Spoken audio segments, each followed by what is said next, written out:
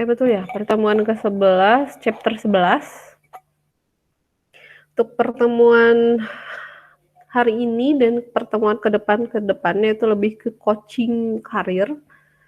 Nah, untuk materi coaching karir pertama ini saya dapat dari Pak Iban dari Star Energy yang dulu sering coaching karir ke Sekolah Tinggi Teknologi Garut.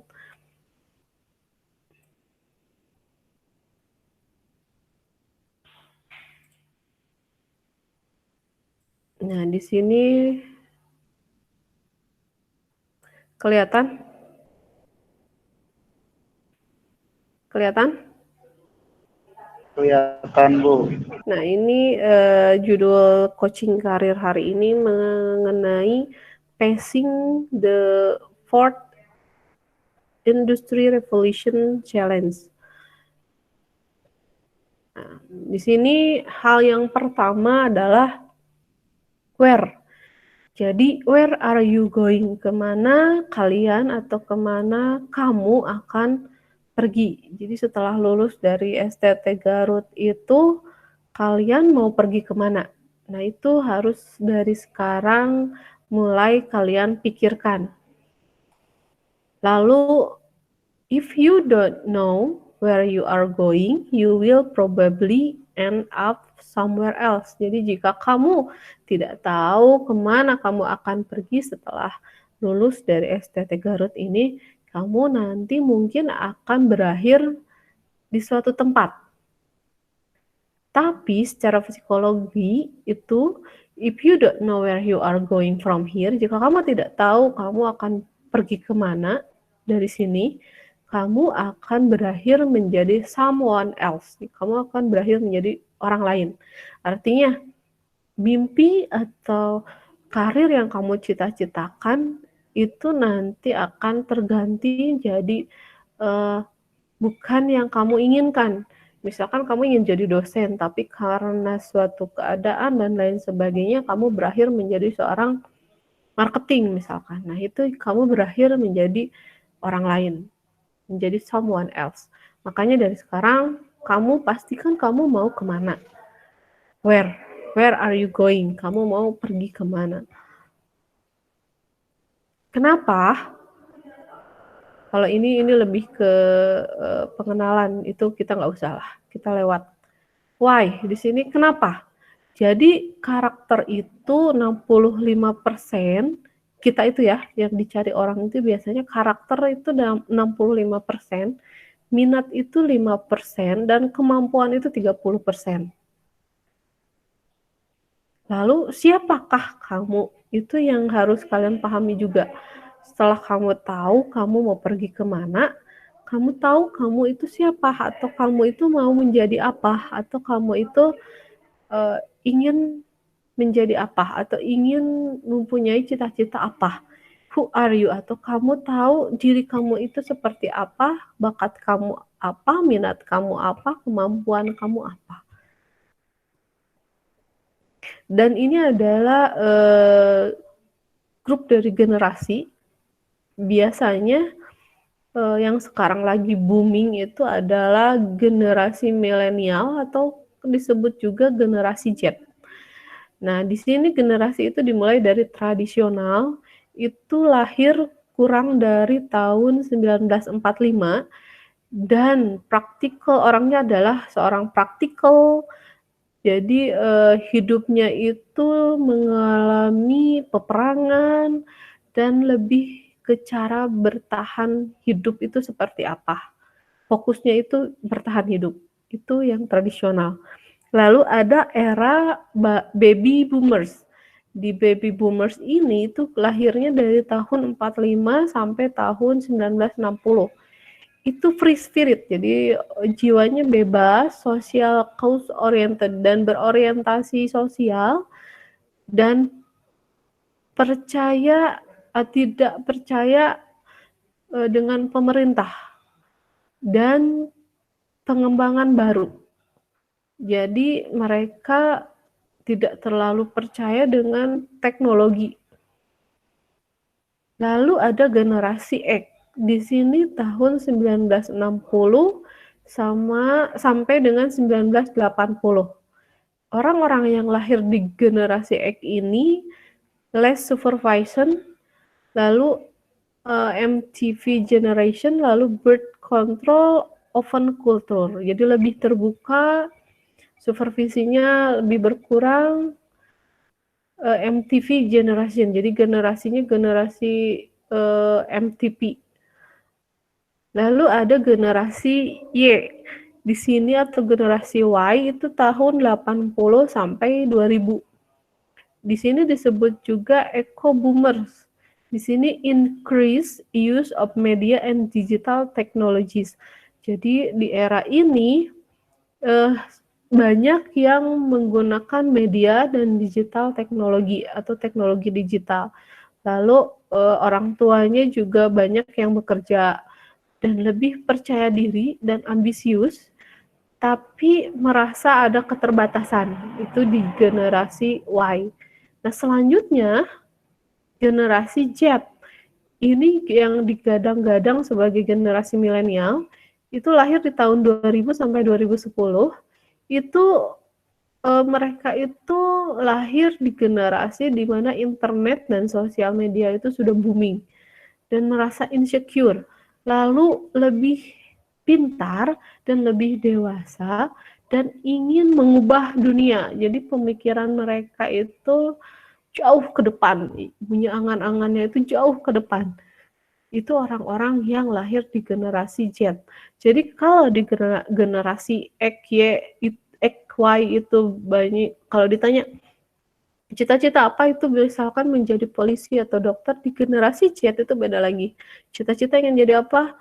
YouTuber atau content creator.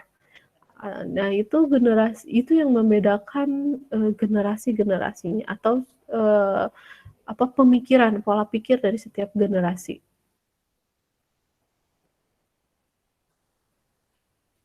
Di sini bagaimana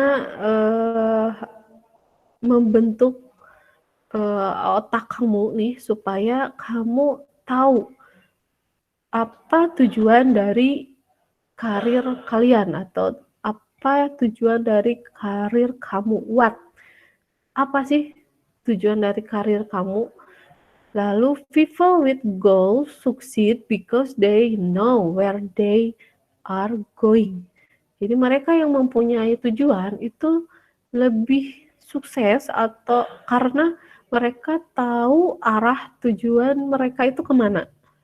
Karena itu goal, si tujuan itu sangat penting. Karena ada pakemnya. Jadi ketika kita mempunyai suatu tujuan dalam karir kita, ketika kita tahu tahapan-tahapan dari karir yang akan kita bangun, itu jadi kita terasa, oh berarti setelah tahap ini saya harus melakukan ini supaya tahap ini tercapai. Jadi mereka tahu apa yang mereka lakukan untuk karir mereka. The goal of education is to create men and women who are capable of doing new things. Ini menurut Jean Piaget tahun 96-80. Jadi tujuan dari pendidikan itu sebenarnya untuk menciptakan pria dan wanita yang bisa melakukan sesuatu yang baru. Karena itu ada education, atau malahan sekarang kan ada penelitian dan lain sebagainya, itu supaya kita mampu untuk membuat sesuatu yang baru. Dalam penelitian kan kalian juga harus mencari sesuatu yang baru atau yang unik dari penelitian sebelumnya.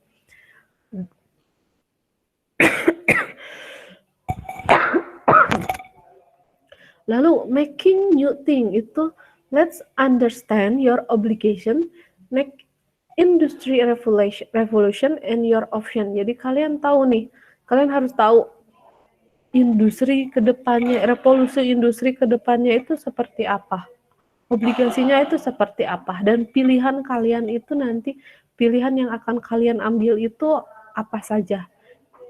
Itu untuk membuat sesuatu yang baru. Jadi ketika kita menciptakan suatu ide, itu kita tahu nanti ke depannya nih industri itu seperti apa, teknologi itu seperti apa. supaya kita bisa membuat sesuatu yang baru.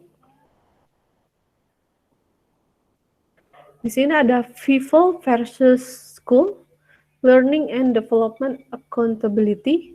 Nah, kalau di elementary itu biasanya schoolnya itu paling banyak, lalu self-directednya itu masih sedikit porsinya. Lalu di junior high school itu schoolnya hampir setengahnya, lalu self-directednya itu setengahnya juga. Nah, kalau senior high school di SMA itu di SMA itu kan banyak jurusan per jurusan ya, bukan hanya di kuliah ya. Sekarang ada jurusan penerbangan dan lain sebagainya. Nah, itu di SMA ini sebenarnya itu kalian tahu self directed kalian itu arahnya mau kemana. Schoolnya itu porsinya lebih sedikit. Lalu di university itu schoolnya itu juga lebih sedikit dari SMA, dan kalian sudah mulai adult, jadi sudah dewasa, dan kalian harus bisa self-directed, goal-oriented, juga knowing benefit, dan connect learning and experience. Jadi kalian sudah tahu mengontrol diri kalian, tujuan kalian seperti apa, mengetahui apa keuntungan atau kelebihan atau kekurangan dari sesuatu, dan bisa connect dalam pembelajaran dan dalam pengalaman. Jadi di kuliah ini kalian misalkan ada PKL, bukan PKL ya, kerja praktek, ada KKN. Nah, itu untuk menambah experience kalian dan untuk mengkonekkan learning kalian, pembelajaran kalian. Nah, ketika kalian masuk ke dunia industri, itu porsi industrinya lebih sedikit dan lebih banyak ke responsible for your own career. Jadi karir itu adalah tanggung jawab kalian yang ada di sini. Tanggung jawab masing-masing, bukan tanggung jawab saya atau bukan tanggung jawab sekolah juga, tapi itu tanggung jawab kalian.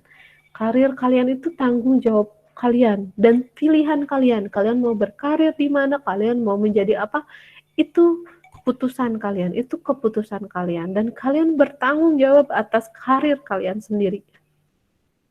Nah, ini menurut Stephen Lied. What is the most effective way to learn, to save, to create, and to be the best? Jadi apa sih yang lebih efektif cara untuk belajar, membentuk, menciptakan, dan untuk menjadi yang terbaik? Ini menurut People Development Framework itu 70% dari job experience, dari pengalaman kerja kalian. Lalu dari feedback and relationship, dari feedback yang diberikan dan juga hubungan. Lalu ada classroom program, dan ini dari pelatihan-pelatihan dan lain sebagainya. Nah, di era industri revolusi ini atau revolusi industri ini, jadi di sini ada catching up with second industry revolution. Ini di tahun kurang dari 1960. Nah, ini prosedural dan disiplin ini dari 60 sampai 90. Lalu digital life and stress resistant itu dari 90 sampai 220. Dan untuk tahun 2020 ke sana atau 2015 ke sana, itu critical point di mana people replaced by technology. Jadi ketika orang-orang digantikan dengan teknologi, lalu death of technology dan learning implementation-nya.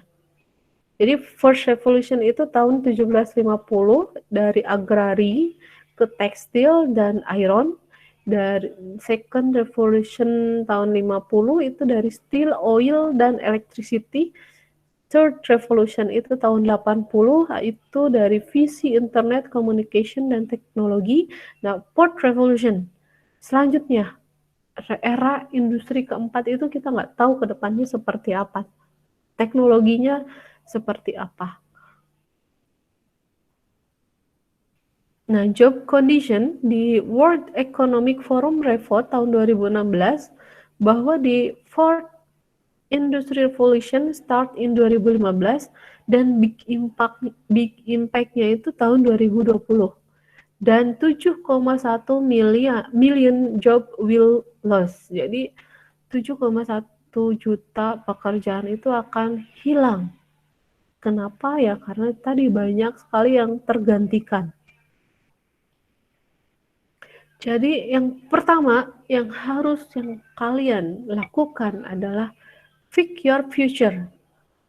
Lalu creating CV dan psychological assessment. Lalu facing interview dan making job the unseen forward and grit. Jadi bagaimana nih kalian nanti ke depannya? Yang pertama, pilih masa depan kalian itu mau seperti apa. Lalu buatlah CV kalian. Lalu kalian akan menghadapi assessment psikologi atau psychological assessment. Lalu kalian akan menghadapi interview. Baru kalian akan mendapatkan pekerjaan. Dan kalian akan melihat kekuatan yang tidak terlihat. Jadi nanti ke depannya kalian itu masih blank, kampasnya masih kosong. Dan kalian yang menentukan titik-titik untuk mewarnai masa depan kalian. Sharp your talent, special for facing the fourth industry revolution challenge. Yang pertama itu kalian ada kompetensi. Di dalam kompetensi ini ada yang namanya skill. Nah, dalam skill ini kalian harus lebih spesialis dan pengalaman di dalam pekerjaan. Lalu ada proses di mana kalian harus understand. Jadi mengerti secara perlahan walaupun secara manual proses ini, tapi kalian mengerti. Lalu ada mentality. Nah, mentality ini spirituality, lebih ke spiritual. Kalian mencari ridho dari yang kuasa. Dan grit, di sini kalian be a marathon runner, not sprint runner. Jadi kalau sprint runner itu kan 100 meter beres, sudah. Tapi kalau marathon runner itu terus-menerus. Tahap ini beres, ada tahap selanjutnya, tahap selanjutnya. Dan itu mental kalian harus bisa seperti itu. Dan di sini kalian harus bisa fokus dan self-directed juga independen. Jadi kalian harus fokus, kalian harus bisa mengarahkan diri sendiri nih, kalian mau kemana, dan harus mandiri.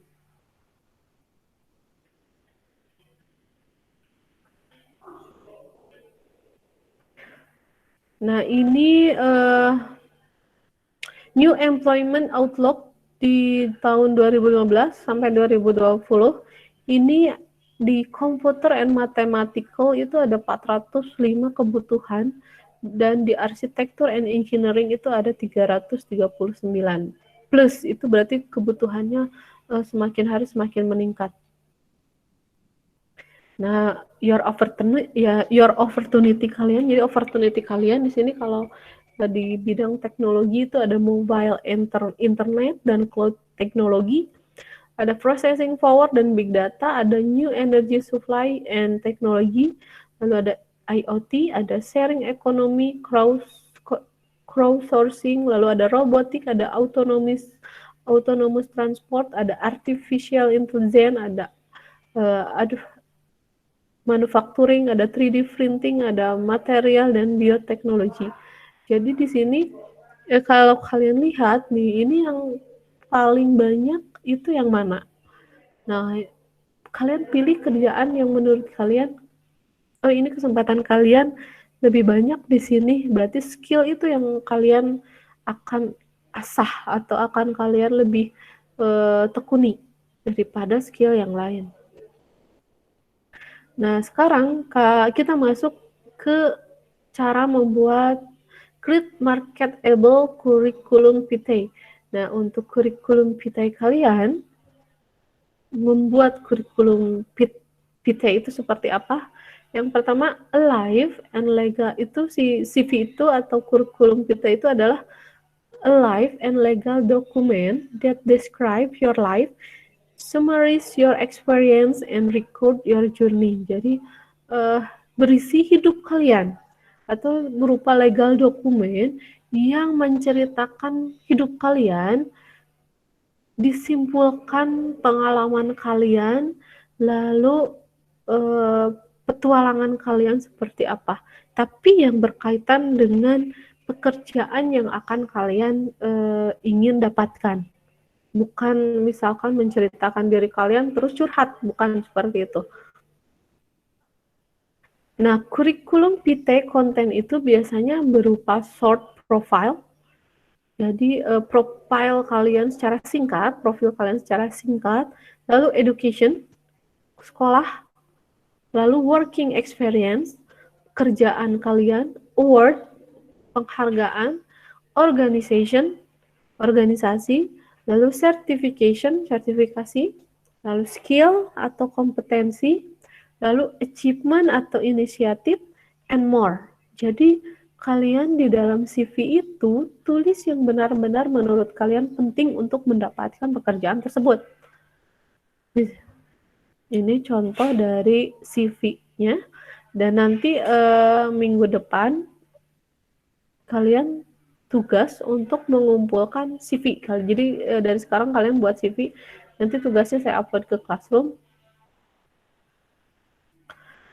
Untuk format penulisan CV itu dari general perspective itu bisa address any information that needed by your employer. Jadi isinya itu informasi mengenai kebutuhan dari si yang mau menerima pekerjaan kita. Nah, kalau dari segi reader, pembaca, what is the most important information? The first information that needed by your employer atau reader. And what affect the most? And what your reader want to know. Jadi kalau dari segi reader, kalian harus tahu nih, yang membaca CV kalian itu butuhnya informasi apa dari kita. Jadi jangan kalian melamar ke programmer tapi CV kalian berisi misalkan kalian juara memasak atau kalian juara kontes menyanyi dan lain sebagainya. Jadi sesuaikan CV kalian dengan tempat yang ingin kalian jadikan itu kalian kerja di sana. Nah, kalau dari segi perspektif kalian, itu image kalian itu seperti apa, kalian tulis di dalam CV kalian. Nah, untuk formatnya kalian bisa mulai dengan the most needed by your employer. Jadi apa yang paling diperlukan oleh si penerima pekerjaan. Lalu the end of your achievement atau journey. Jadi starting from the end. Jadi mulai dari achievement atau penghargaan yang pernah kalian terima. Lalu general to specific. Jadi bentuknya bisa dari umum lebih ke spesifik. Lalu closing part. Jadi ada closing part itu bisa berisi personal information or any added value information. Misalkan special skill kalian apa, hobi kalian apa. Itu baru ada di closing part-nya. Nah, untuk CV desainnya yang pertama foto. Foto effect in social psychology that call halo effect. Jadi foto itu sangat berpengaruh untuk HRD-nya. Jadi itu your first impression kalian itu di foto yang ada di CV kalian. Jadi actionnya kalian pick your employer, kalian pilih yang mau kalian masukkan ke dalam CV kalian itu supaya first impression dari HRD kita itu bagus. Foto yang dimasukkan apa? Sekali lagi itu harus disesuaikan dengan kalian mau kerjanya di tempat apa. Lalu ada desain. Nah, desain CV juga sekarang itu sudah banyak di internet. bisa kalian akses dan bisa kalian edit dari mulai yang formal atau dari mulai yang ada desainnya. Itu banyak sekali. Different CV for different purpose. Jadi CV itu kalian jangan hanya bikin satu. Jadi kalau CV pertama tujuannya kalian jadi programming misalkan. Berarti kalian harus mencerminkan dalam CV itu programmingnya kalian itu seperti apa. Nah, yang lainnya misalkan kalian hanya mau menjadi admin biasa, berarti yang harus ditampilkan itu apa? Nah, ini contoh misalkan di sini ini mau ke mode, kalau ini mau ke lebih traveling dan lain sebagainya. Itu dua CV yang berbeda.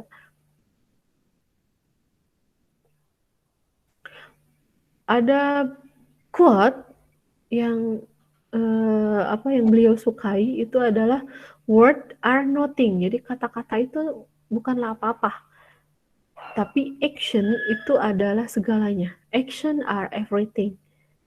Jadi don't tell me, jangan katakan ke saya, but show me, tunjukkan ke saya.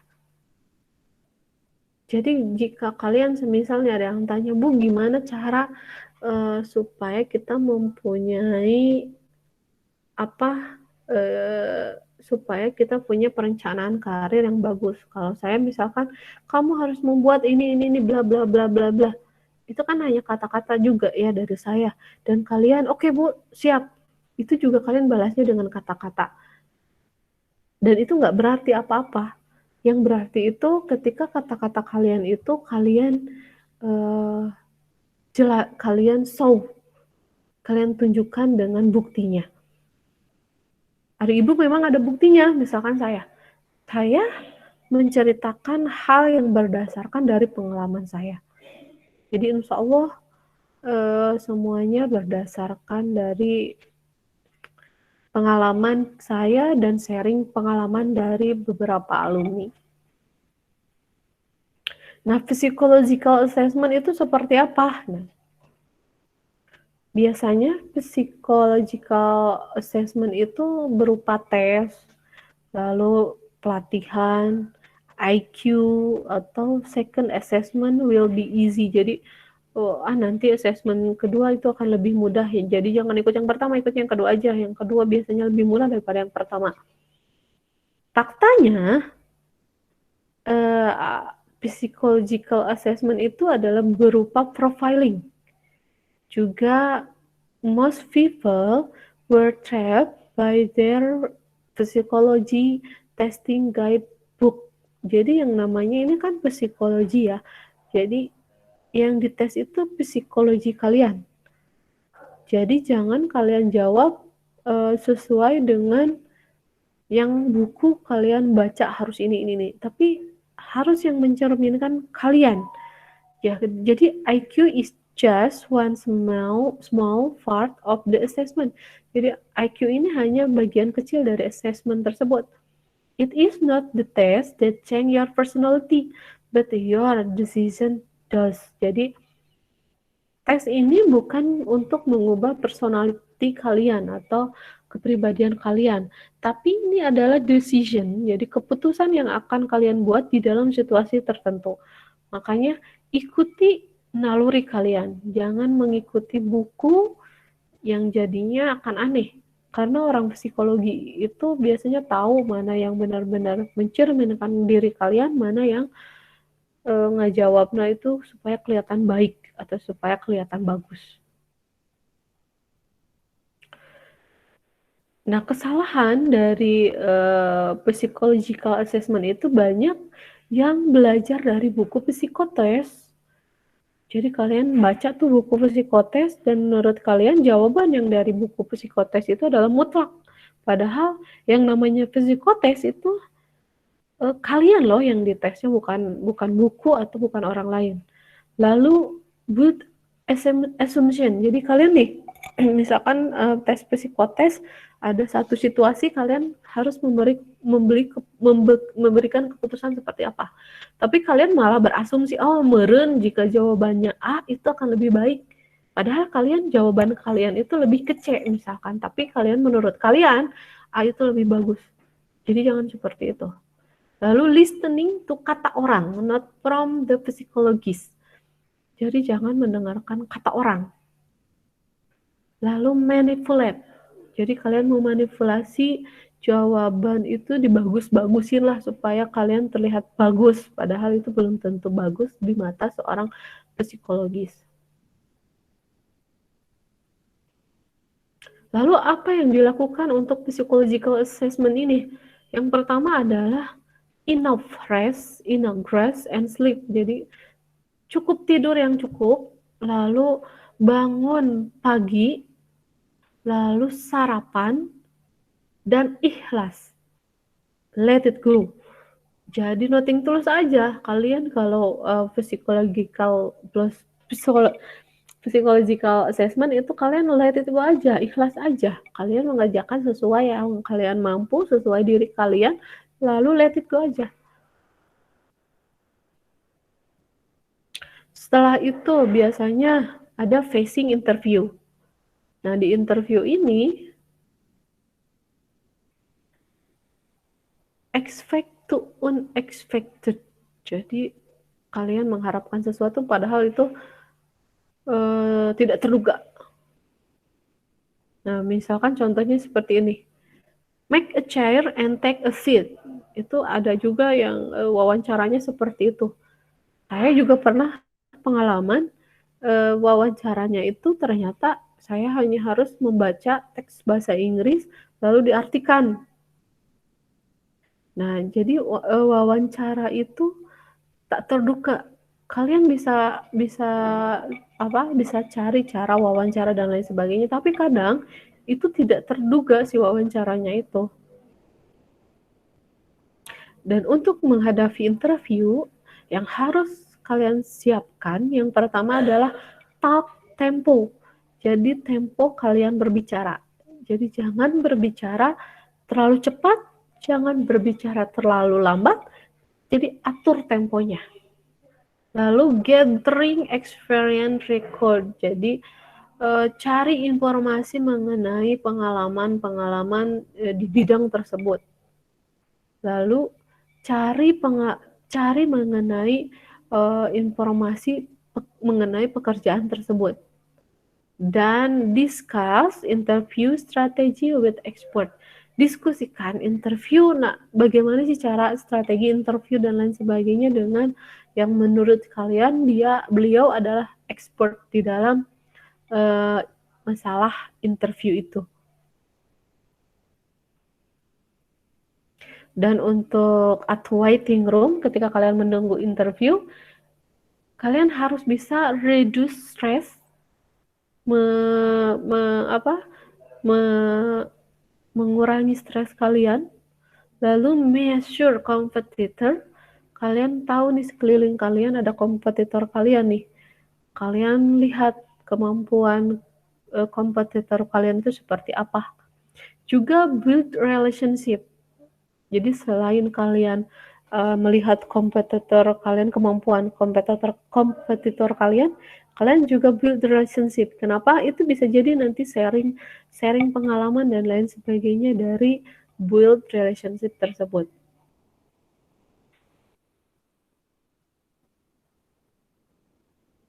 Nah, lalu ada yang namanya B. Itu behavior event interview.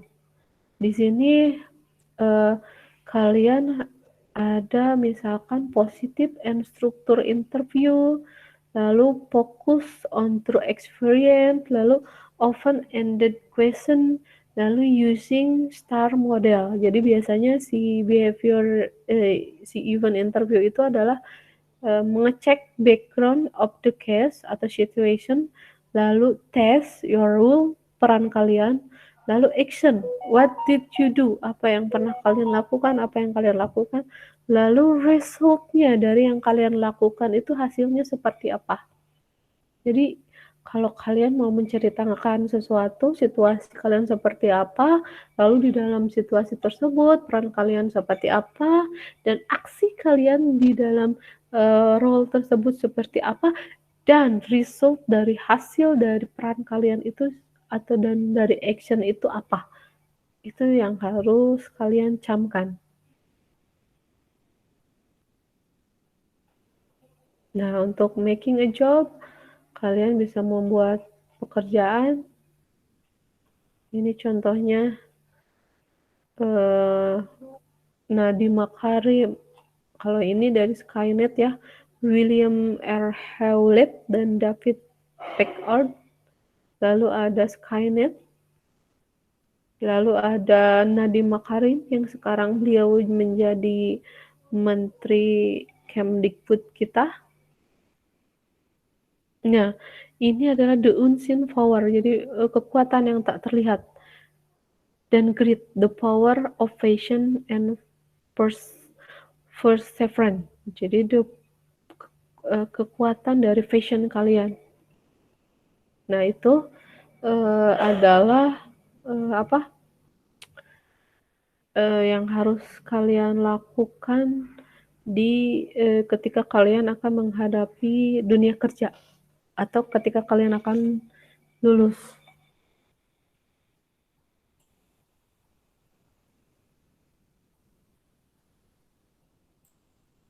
Nah, untuk